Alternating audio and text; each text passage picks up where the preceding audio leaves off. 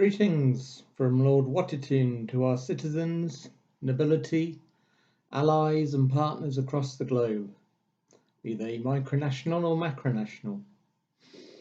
I'm delighted to welcome you to our second Renewal Day celebration, marking the second year of the establishment of the manor of the new Weddington Isles.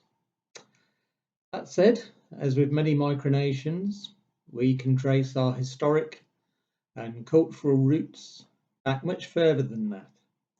Indeed, the renewal of which we speak is the relocation and the re-establishment of the Old English medieval manor of Weddington, then known as Watitune, going back beyond the Domesday Book in which it features in 1086. More recently, myself, Lord Watitune, has established a website in 2005, which was dedicated to preserving the history of the now demolished Weddington Castle and taking on the lapsed title of Lord of the Manor. To form a micronation, to not just look back on the past, but to look forward, seemed to be a natural next step. However, whilst we cherish our past, and you are invited on a virtual tour of the castle elsewhere in this Renewal Day section, we do look steadfastly to the future now as a fully fledged micronation.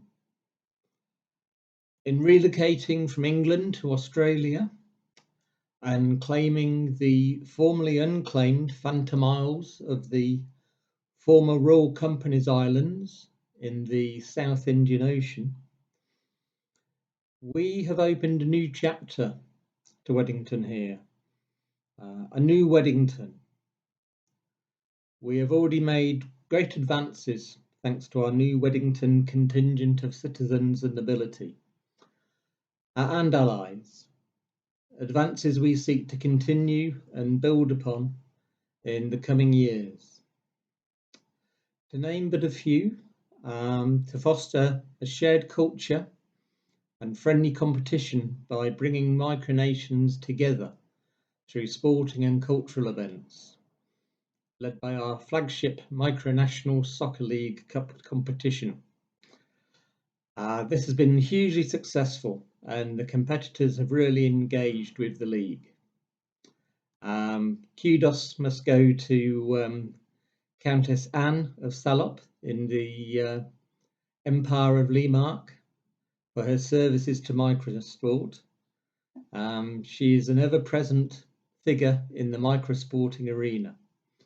And along with Daniel of Shedinga, I was particularly touched by the support that they extended to me during a recent hospital stay to ensure that the sporting calendar continued whilst I was very briefly out of action. Above and beyond random treaties, money-making schemes, fake cyber wars and expansionism, this is truly what micronational communities are about. As with many of our sports, we make use of the internet to bring together participants from around the globe. We believe that microsports are not just a flippant pastime. They're a means to foster respect for other micros, to compete without aggression, and to create a level playing field where even a humble and newly established micronation can take on their bigger and more established counterparts. We have just completed the Winter Micro Olympics 2022, another competition that saw participation in double figures and garnered wonderful feedback. As host nation, we were able to manage weekly updates and provide gold, silver and bronze medals, as well as participant certificates for all. We have also hosted micro cricket and micro AFL, that's Australian rules football for the uninitiated. This has been another double figure participant competition with participants from all around the globe giving it a go. many who hadn't and still haven't got a clue about Aussie rules football. We were also honoured to be selected as one of the judges for the upcoming karaoke competition organised by the Principality of Woodlandia. And I sincerely implore everybody just to give it a go. It's not about gaining credibility. It's not about raising funds. It's about showing that we're all human. We're all prepared to embarrass ourselves in a karaoke. And above all, it's meant to be fun.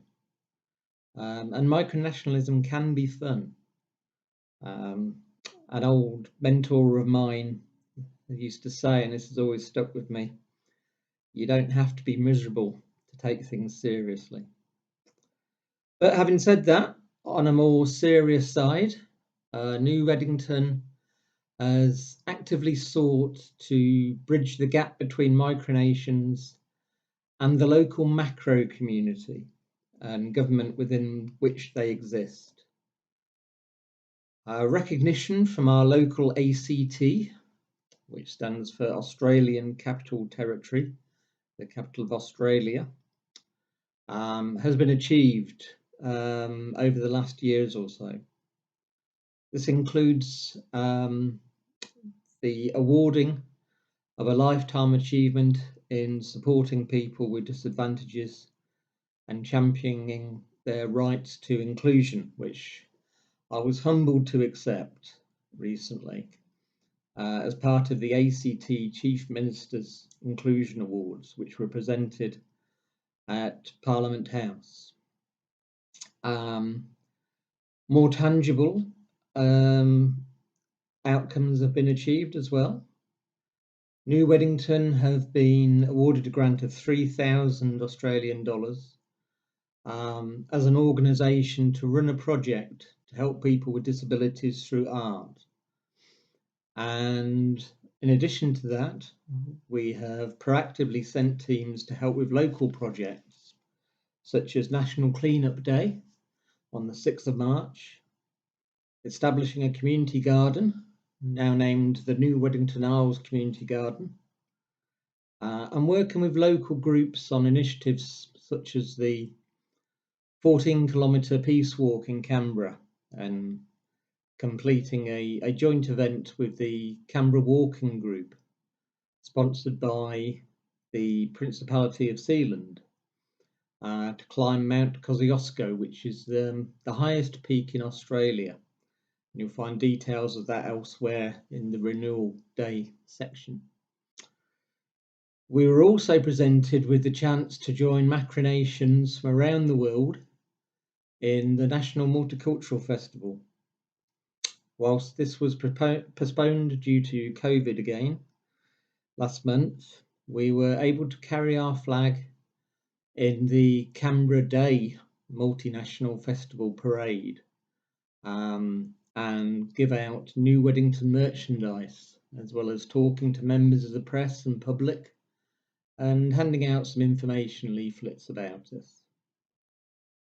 The key here really is to work in tandem with macro government entities, not to seek to replicate them, because our strengths lie elsewhere, but to combine and to work in tandem to add value where we can. We will be focusing on community engagement throughout 2022 as part of our annual strategy, as well as fostering closer ties with key micronational partners, including the Kingdom of Unexploria, who are recipients of our 2022 Renewal Day medal, of which more elsewhere on this site, but congratulations to a truly innovative and relevant micronation who refused to be part of the common belief of what a micronation should be, because at the end of the day, a micronation is what you want it to be. It's about the diversity of micronations, not the unification of micronations. Also, special mention should go to the Begley Commonwealth, a micronation who have rapidly made a mark with the President's enthusiasm and focus. And here we are pleased to count among our formal allies, which is not an accolade that we hand out easily. Their tireless efforts to be vigilant against exploitation of micronations by other micronations is commendable and is enshrined in the Begley Declaration, which we fully endorse. Working in partnership can only strengthen our community. However, we must be vigilant when that activity crosses the line into formal empire building, subjugation of other nations, and undue influencing of new micronations for financial gain. You may have noticed that the new Weddington Isles now refer to our citizens. As such, we call them citizens. This is a change from our previous terms of subjects, a hangover from our benign feudalcy system of government. And given the subservient connotations of the word subject, we are now happy to elevate our supporters to citizen status. And they have, in no small measure, President Begley to thank for that small measure that we've taken, as it gave us pause for thought. Furthermore, we have been impressed by the diverse yet broadly unified response to key macro issues.